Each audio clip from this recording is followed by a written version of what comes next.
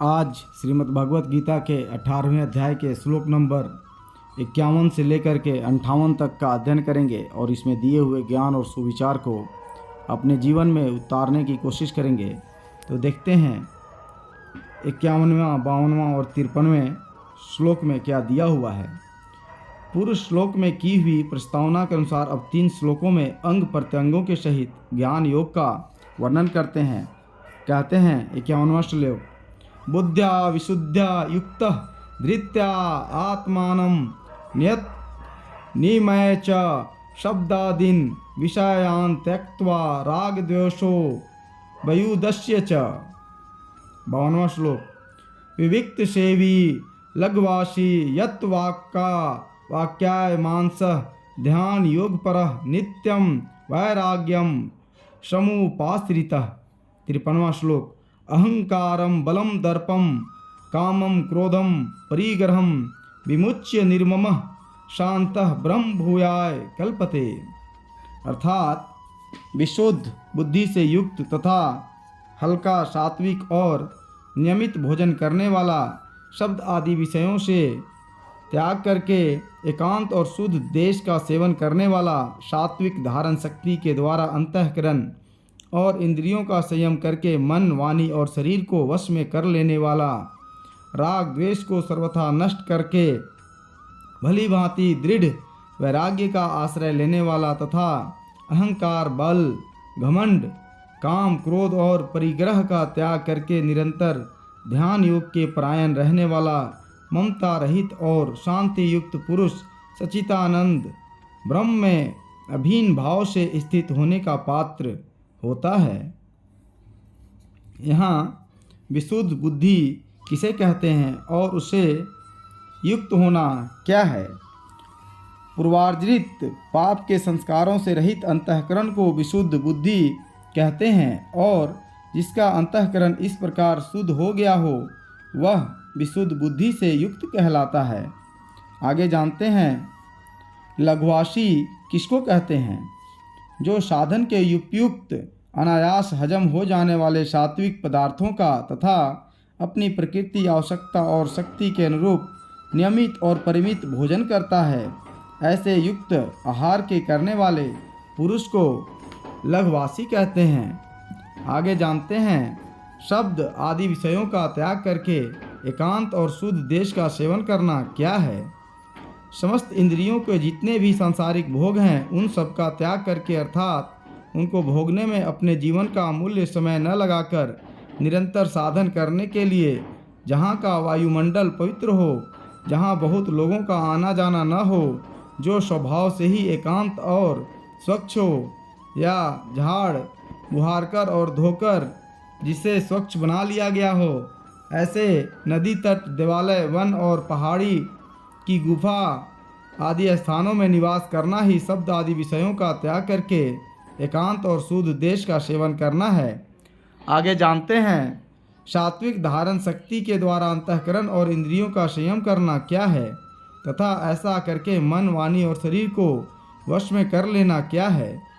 इसी अध्याय के 33वें श्लोक में जिसके लक्षण बतलाए गए हैं उस अटल धारण शक्ति के द्वारा शुद्ध आग्रह से अंतःकरण को सांसारिक विषयों के चिंतन से रहित बनाकर इंद्रियों को सांसारिक भोगों में प्रवृत्त न होने देना ही सात्विक धारणा से अंतःकरण और इंद्रियों का संयम करना है। और इस प्रकार के संयम से जो मन, इंद्रिय और शरीर को अपने अधीन बना लेना है, उनमें इच्छा, चारिकता का और बुद्धि के विचलित करने की शक्ति का अभाव कर देना है, यही मन, वाणी और शरीर को वश में कर लेना है। आगे जानते हैं राग और द्वेष इन दोनों का सर्वथा नाश करके भली भांति वैराग्य का आश्रय लेना क्या है। इंद्रियों के प्रत्येक भोग में राग और द्वेष ये दोनों छिपे रहते हैं, ये साधक के महान शत्रु हैं। अतएव इस लोक या परलोक के किसी भी भोग में, किसी भी प्राणी में तथा किसी भी पदार्थ, क्रिया अथवा घटना में किंचित मात्र भी आसक्ति या द्वेष न रहने देना, राग द्वेष का सर्वथा नाश कर देना है। और इस प्रकार राग द्वेष का नाश करके जो अस्पृह भाव से निरंतर वैराग्य में मग्न रहना है, यही राग द्वेष का नाश करके भली भांति वैराग्य का आश्रय लेना है। आगे जानते हैं, अहंकार, बल, घमंड, काम, क्रोध और परिग्रह का त्याग करना तथा इन सब का त्याग करके निरंतर ध्यान योग के परायण रहना क्या है? शरीर, इंद्रियों और अंतःकरण में जो आत्मबुद्धि है उसका नाम अहंकार है। इसी के कारण मनुष्य मन, बुद्धि और शरीर द्वारा किए जाने वाले कर्मों में अपने को कर्ता मान लेता है। अतएव इस देहाभिमान का सर्वथा त्याग कर देना अहंकार का त्याग कर देना है। अन्यायपूर्वक बलात् जो दूसरों पर प्रभुत्व जमाने का साहस है उसका नाम बल है। इस प्रकार के दुस्साहस का सर्वथा त्याग कर देना बल का त्याग कर देना है। धन, जन, विद्या, जाति और शारीरिक शक्ति आदि के कारण होने वाला जो गर्व है उसका नाम दर्प यानी घमंड है। इस भाव का सर्वथा त्याग कर देना घमंड का त्याग कर देना है। इस लोक और परलोक के भोगों को प्राप्त करने की इच्छा का नाम काम है। इसका सर्वथा त्याग कर देना काम का त्याग कर देना है। अपने मन के प्रतिकूल आचरण करने वाले पर और नित्य विरुद्ध व्यवहार करने वाले पर जो अंतःकरण में उत्तेजना का भाव उत्पन्न होता है, जिसके कारण मनुष्य के नेत्र लाल हो जाते हैं, होठ फड़कने लगते हैं, हृदय में जलन होने लगती है और मुख विकृत हो जाता है, उसका नाम क्रोध है। इसका सर्वथा त्याग कर देना किसी भी अवस्था में ऐसे भाव को उत्पन्न न होने देना क्रोध का त्याग कर देना है। सांसारिक भोगों की सामग्री का नाम परिग्रह है। अतएव उन सब का सर्वथा परित्याग कर देना ही मुख्यतः परिग्रह का त्याग्य है। परंतु प्रकारांतर से सांसारिक भोगों को भोगने के उद्देश्य से किसी भी वस्तु का संग्रह न करना ही परिग्रह का त्याग कर देना ही है। इस प्रकार इन सब का त्याग करके पूर्वोक्त प्रकार से सात्विक धृति के द्वारा मन इंद्रियों की क्रियाओं को रोककर समस्त स्फुरणाओं का सर्वथा अभाव करके नित्य निरंतर सच्चिदानंद घन ब्रह्म का अभिन्न भाव से चिंतन करना तथा उठते बैठते सोते जागते एवं शौच, स्नान, खान पान आदि आवश्यक क्रिया करते समय भी नित्य निरंतर परमात्मा के स्वरूप का चिंतन करते रहना एवं उसी को सबसे बढ़कर परम कर्तव्य समझना ध्यान योग के परायण रहना है। आगे जानते हैं, ममता से रहित होना क्या है? मन और इंद्रियों के सहित शरीर में, समस्त प्राणियों में, कर्मों में, समस्त भोगों में एवं जाति, कुल, देश, वर्ण और आश्रम में ममता का सर्वथा त्याग कर देना। किसी भी वस्तु, क्रिया या प्राणी में अमुक पदार्थ या प्राणी मेरा है और अमुक पराया है, इस प्रकार के भेदभाव को न रहने देना ममता से रहित होना है। आगे जानते हैं, शांतः पद कैसे मनुष्य का वाचक है? उपर्युक्त साधनों के द्वारा जिसके अंतःकरण में विक्षेप का सर्वथा भाव हो गया है और इसी से जिसका अंतःकरण अटल शांति और शुद्ध सात्विक प्रसन्नता से व्याप्त रहता है, शांतः पद ऐसे उपरत मनुष्य का वाचक है। आगे जानते हैं, उपर्युक्त विशेषणों का वर्णन करके ऐसा पुरुष सच्चिदानंद घन ब्रह्म में अभिन्न भाव से स्थित होने का पात्र होता है। यह कहने का क्या भाव है? इससे यह भाव दिखलाया गया है कि उपर्युक्त प्रकार से साधन करने वाला मनुष्य इन साधनों से संपन्न होने पर ब्रह्म भाव से प्राप्त होने का अधिकारी बन जाता है और तत्काल ही ब्रह्म भाव को प्राप्त हो जाता है, अर्थात उसकी दृष्टि में आत्मा और परमात्मा का भेदभाव सर्वथा नष्ट होकर मैं ही सच्चिदानंद घन ब्रह्म हूँ ऐसी दृढ़ स्थिति हो जाती है। उस समय वह समस्त जगत में अपने को स्थित और समस्त जगत को अपने में कल्पित देखता है। अब आगे देखते हैं 54वें श्लोक में क्या दिया हुआ है। इस प्रकार अंग प्रत्यंगों सहित संन्यास का यानी सांख्य योग का स्वरूप बतलाकर अब उस साधन द्वारा ब्रह्म भाव को प्राप्त हुए योगी के लक्षण और उसे ज्ञान योग की प्रानिष्ठा रूप पराभक्ति का प्राप्त होना बतलाते हैं। ब्रह्मभूत प्रसन्ना आत्मा न सोचती न कांगछति समः सर्वेषु भूतेषु मद्भक्तिम लभते पराम, अर्थात फिर वह सच्चिदानंद घन ब्रह्म में एक ही भाव से स्थित प्रसन्न मन वाला योगी न तो किसी के लिए शोक करता है और न किसी की आकांक्षा ही करता है। ऐसा समस्त प्राणियों में समभाव वाला योगी मेरी पराभक्ति को प्राप्त हो जाता है। यहाँ ब्रह्मभूतः पद किस स्थिति वाले योगी का वाचक है? जो सच्चिदानंद घन ब्रह्म में अभिन्न भाव से स्थित हो जाता है, जिसकी दृष्टि में एक सच्चिदानंद घन ब्रह्म से भिन्न किसी भी वस्तु की सत्ता नहीं रहती। अहम ब्रह्मास्मि, मैं ब्रह्म हूँ, सोम अस्मि वह ब्रह्म ही मैं हूँ आदि महावाक्यों के अनुसार जिसकी परमात्मा में अभिन्न भाव से नित्य अटल स्थिति हो जाती है, ऐसे सांख्य योगी का वाचक यहाँ ब्रह्मभूतः पद है। 5वें अध्याय के 24वें श्लोक में और 6ठे अध्याय के 27वें श्लोक में भी इस स्थिति वाले योगी को ब्रह्मभूत कहा है। आगे जानते हैं प्रसन्न आत्मा पद का क्या भाव है। जिसका मन पवित्र, स्वच्छ और शांत हो तथा निरंतर शुद्ध प्रसन्न रहता हो, उसे प्रसन्न आत्मा कहते हैं। इस विशेषण का प्रयोग करके यह भाव दिखलाया है कि ब्रह्म भाव को प्राप्त हुए पुरुष की दृष्टि में एक सच्चिदानंद घन ब्रह्म से भिन्न किसी भी वस्तु की सत्ता न रहने के कारण उसका मन निरंतर प्रसन्न रहता है, कभी किसी भी कारण से क्षुब्ध नहीं होता। अब आगे देखते हैं ब्रह्मभूत योगी न तो शोक करता है और न आकांक्षा ही करता है। इस कथन का क्या अभिप्राय है? इस कथन से ब्रह्मभूत योगी का लक्षण किया गया है। अभिप्राय यह है कि ब्रह्मभूत योगी की सर्वत्र ब्रह्म बुद्धि हो जाने के कारण संसार की किसी भी वस्तु में उसकी भिन्न प्रतीति, रमणीय बुद्धि और ममता नहीं रहती। अतएव शरीर आदि के साथ किसी का संजोग वियोग होने में उसका कुछ भी बनता बिगड़ता नहीं।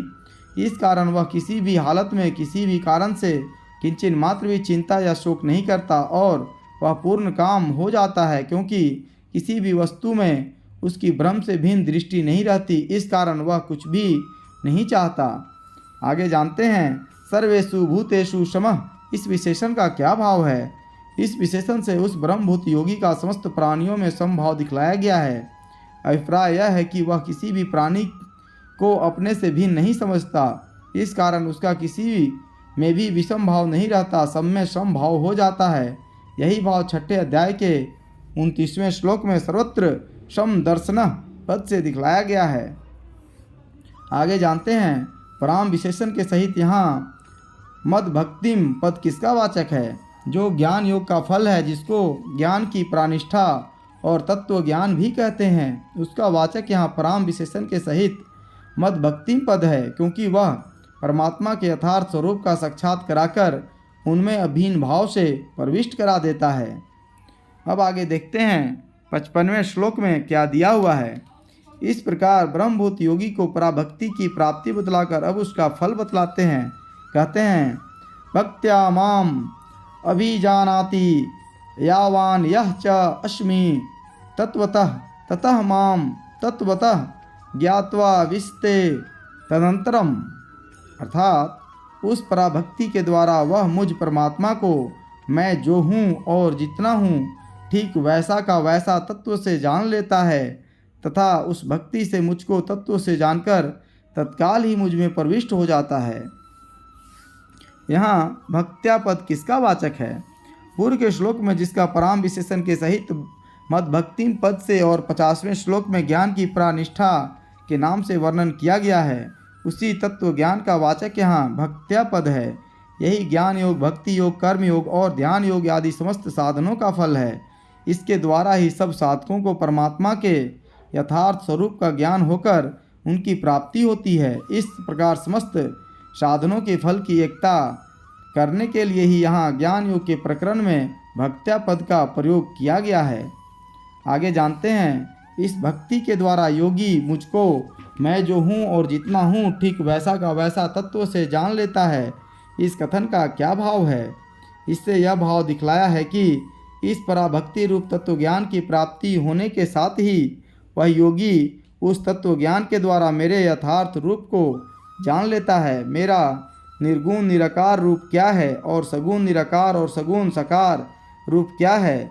मैं निराकार से साकार कैसे होता हूँ और पुनः साकार से निराकार कैसे होता हूँ इत्यादि कुछ भी जानना उसके लिए शेष नहीं रहता। अतएव फिर उसकी दृष्टि में किसी प्रकार का भेदभाव नहीं रहता। इस प्रकार ज्ञान योग के साधन से प्राप्त होने वाले निर्गुण निराकार ब्रह्म के साथ सगुण ब्रह्म की एकता दिखलाने के लिए यहाँ ज्ञान योग के प्रकरण में भगवान ने ब्रह्म के स्थान में माम पद का प्रयोग किया है। आगे जानते हैं ततः पद का क्या अर्थ है। ततः पद हेतुवाचक है। परमात्मा के स्वरूप का ज्ञान होने के साथ ही परमात्मा की प्राप्ति हो जाती है, उसमें काल का व्यवधान नहीं होता। इस कारण यहाँ ततः पद का अर्थ पश्चात नहीं किया गया है। अतः जिसका प्रकरण हो उसी हेतु का वाचक ततः पद होता है, तथा यहाँ ज्ञात्वा पद के साथ उसके हेतु का अनुवाद करने की आवश्यकता भी थी। इस कारण ततः पद का अर्थ पूर्वार्ध में वर्णित पराभक्ति समझना चाहिए। आगे जानते हैं यहाँ तदंतरम पद का अर्थ तत्काल कैसे किया गया। ज्ञात्वा पद के साथ तदंतरम पद का प्रयोग किया गया है। इससे तो पिछले क्रिया का यह भाव लेना चाहिए कि पहले मनुष्य भगवान के स्वरूप को यथार्थ जानता है और उसके बाद उसमें प्रविष्ट होता है। ऐसी बात नहीं है, किंतु ज्ञात्वा पद से जो काल के व्यवधान की आशंका होती थी उसे दूर करने के लिए ही यहाँ तदंतरम पद का प्रयोग किया गया है। अभिप्राय यह है कि भगवान के तत्व ज्ञान और उनकी प्राप्ति में अंतर यानी व्यवधान नहीं होता। भगवान के स्वरूप को यथार्थ जानना और उनमें प्रविष्ट होना दोनों एक साथ होते हैं। भगवान सबके आत्मरूप होने से वास्तव में किसी को अप्राप्त नहीं है, अतः उनके यथार्थ स्वरूप का ज्ञान होने के साथ ही उनकी प्राप्ति हो जाती है। इसीलिए यह भाव समझाने के लिए ही यहाँ तदंतरम पद का अर्थ तत्काल किया गया है, क्योंकि कालांतर का बोध तो ज्ञात्वा पद से ही हो जाता है, उसके लिए तदंतरम पद के प्रयोग की आवश्यकता नहीं थी। अब आगे देखते हैं 56वें श्लोक में क्या दिया हुआ है। इस प्रकार अर्जुन की जिज्ञासा के अनुसार त्याग का यानी कर्म योग का और संन्यास का यानी सांख्य योग का तत्व अलग अलग समझाकर यहाँ तक उस प्रकरण को समाप्त कर दिया। किंतु इस वर्णन में भगवान ने यह बात नहीं कही कि दोनों में से तुम्हारे लिए अमुक साधन कर्तव्य है। अतएव अर्जुन को भक्ति प्रधान कर्म योग ग्रहण करने के उद्देश्य से अब भक्ति प्रधान कर्म योग की महिमा कहते हैं। सर्वकर्माणि अपि सदा कुर्वाणः मद् व्यापश्रय मत् प्रसादात् अवाप्नोति शाश्वतम पदम अव्ययम्। अर्थात मेरे परायण हुआ कर्मयोगी तो संपूर्ण कर्मों को सदा करता हुआ भी मेरी कृपा से सनातन अविनाशी परम पद को प्राप्त हो जाता है। यहाँ मद व्यापाश्रय पद किसका वाचक है? समस्त कर्मों का और उनके फलरूप समस्त भोगों का आश्रय त्याग कर जो भगवान के ही आश्रित हो गया है, जो अपने मन इंद्रियों सहित शरीर को उसके द्वारा किए जाने वाले समस्त कर्मों को और उनके फल को भगवान के समर्पण करके उन सबसे ममता आसक्ति और कामना हटाकर भगवान के ही परायण हो गया है, भगवान को ही अपना परम प्राप्य परम प्रिय परम हितैषी परमाधार और सर्वस्व समझकर जो भगवान के विधान में सदैव प्रसन्न रहता है, किसी भी संसारिक वस्तु के संजोग वियोग में और किसी भी घटना में कभी हर्ष शोक नहीं करता, सदा भगवान पर ही निर्भर रहता है, तथा जो कुछ भी कर्म करता है भगवान के आज्ञानुसार उन्हीं की प्रसन्नता के लिए अपनों के केवल निमित्त मात्र समझकर उन्हीं की प्रेरणा और शक्ति से जैसे भगवान कराते हैं वैसे ही करता है एवं अपने को सर्वथा भगवान के अधीन समझता है। ऐसे भक्ति प्रधान कर्मयोगी का वाचक यहाँ मद व्याप आश्रय पद है। आगे जानते हैं सर्वकर्माणि पद यहाँ किन कर्मों का वाचक है? अपने वर्ण और आश्रम के अनुसार जितने भी शास्त्रविहित कर्तव्य कर्म हैं, जिनका वर्णन पहले नियतम कर्म और स्वभावजम कर्म के नाम से किया गया है, तथा जो भगवान की आज्ञा और प्रेरणा के अनुकूल हैं, उन समस्त कर्मों का वाचक यहाँ सर्वकर्माणि पद है। आगे जानते हैं यहाँ अपि अव्यय के प्रयोग का क्या भाव है। अपि अव्यय का प्रयोग करके यहाँ भक्ति प्रधान कर्मयोगी की महिमा की गई है और कर्मयोग की सुगमता दिखलाई गई है। अभिप्राय यह है कि सांख्य योगी समस्त परिग्रह और समस्त भोगों का त्याग करके एकांत देश में निरंतर परमात्मा के ध्यान का साधन करता हुआ जिस परमात्मा को प्राप्त करता है, भगवत आश्रयी कर्मयोगी स्ववर्णा श्रमोचित समस्त कर्मों को सदा करता हुआ भी उसी परमात्मा को प्राप्त हो जाता है। दोनों के फल में किसी प्रकार का भेद नहीं होता।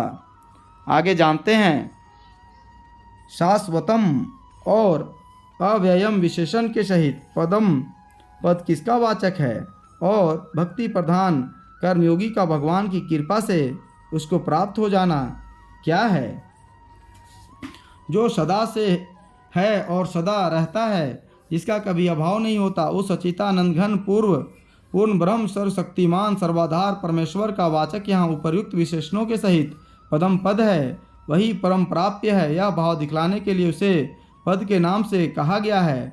45वें श्लोक में जिसे संसिद्धि की प्राप्ति, 46वें में सिद्धि की प्राप्ति और 55वें श्लोक में माम पदवाच्य परमेश्वर की प्राप्ति कहा गया है, उसी को यहाँ शाश्वतम और अव्ययम विशेषणों के सहित पदम पदवाच्य भगवान की प्राप्ति कहा गया है। अभिप्राय यह है कि भिन्न भिन्न नामों से एक ही तत्व का वर्णन किया गया है। उपर्युक्त भक्ति प्रधान कर्मयोगी के भाव से भावित और प्रसन्न होकर उस पर अतिशय अनुग्रह करके भगवान स्वयं ही उसे पराभक्ति रूप बुद्धि योग प्रदान कर देते हैं।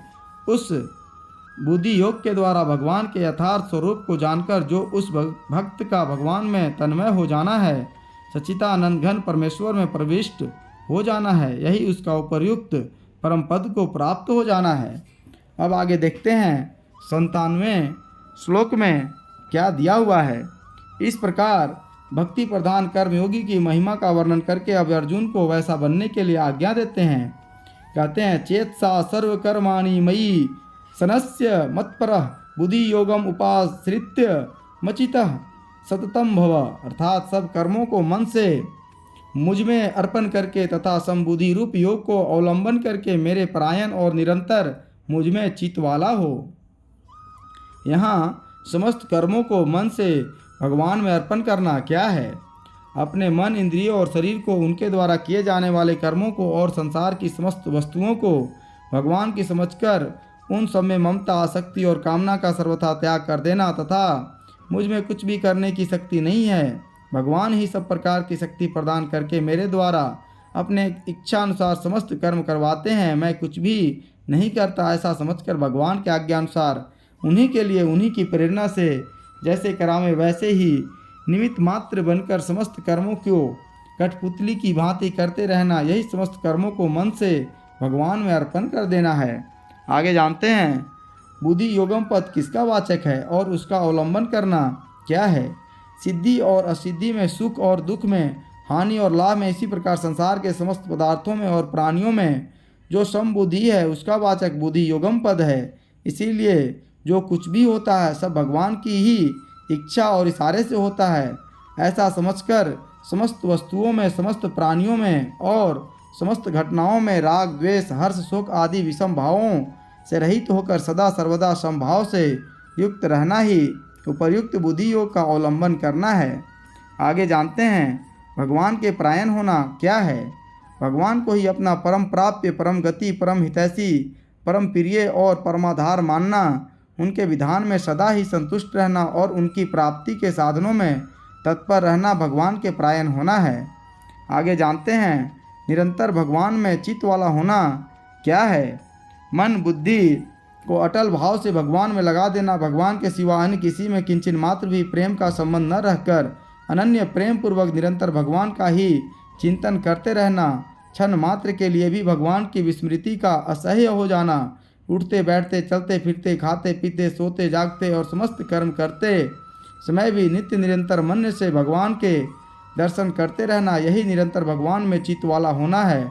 9वें अध्याय के अंतिम श्लोक में और यहाँ 65वें श्लोक में मनमना भाव से भी यही बात कही गई है। अब आगे देखते हैं 98वें श्लोक में क्या दिया हुआ है। इस प्रकार भगवान अर्जुन की भक्ति प्रधान कर्मयोग की बनाने की आज्ञा देकर अब उस आज्ञा के पालन करने का फल बतलाते हुए उसे न मानने में बहुत बड़ी हानि दिखलाते हैं। कहते हैं, मचितः सर्व दुर्गानि मत प्रसादात तरिष्यसि अथ चेतत्वम अहंकारात् न शैर्यसि विनग्छसि। अर्थात उपर्युक्त प्रकार से मुझ में चित्त वाला होकर तू मेरी कृपा से समस्त संकटों को अनायास ही पार कर जाएगा और यदि अहंकार के कारण मेरे वचनों को न सुनेगा तो नष्ट हो जाएगा, अर्थात परमार्थ से भ्रष्ट हो जाएगा। यहाँ मुझ में चित्त वाला होकर तू मेरी कृपा से समस्त संकटों को अनायास ही पार कर जाएगा, इस कथन का क्या भाव है। इस वाक्य से भगवान ने यह दिखलाया है कि पूर्व श्लोक में कहे हुए प्रकार से समस्त कर्म मुझ में अर्पण करके और मेरे परायण होकर निरंतर मुझ में मन लगा देने के बाद तुम्हें और कुछ भी नहीं करना पड़ेगा। मेरी दया के प्रभाव से अनायास ही तुम्हारे इस लोक और परलोक के समस्त दुख टल जाएंगे। तुम सब प्रकार के दुर्गुण और दुराचारों से रहित होकर सदा के लिए जन्म मरण रूप महान संकट से मुक्त हो जाओगे और मुझ नित्य आनंद घन परमेश्वर को प्राप्त कर लोगे। आगे जानते हैं, अत और चेत इन दोनों अव्ययों का क्या भाव है और अहंकार के कारण मेरे वचनों को नष्ट सुनेगा तो नष्ट हो जाएगा, इस कथन का क्या अभिप्राय है। अत पक्षांतर का बोधक है और चेत यदि के अर्थ में प्रयुक्त हुआ है। इन दोनों अव्ययों के सहित उपर्युक्त वाक्य से भगवान ने यह भाव दिखलाया है कि तुम मेरे भक्त और प्रिय सखा हो, इस कारण अवश्य ही मेरी आज्ञा का पालन करोगे। तथापि तुम्हें सावधान करने के लिए मैं बतला देता हूँ कि जिस प्रकार मेरी आज्ञा का पालन करने से महान लाभ होता है, उसी प्रकार उसके त्याग से महती हानि भी होती है। इसीलिए तुम अहंकार के वश में होकर अर्थात अपने को बुद्धिमान या समर्थ समझकर मेरे वचनों को न सुनोगो, मेरी आज्ञा का पालन न करके अपनी मनमानी करोगे तो तुम नष्ट हो जाओगे।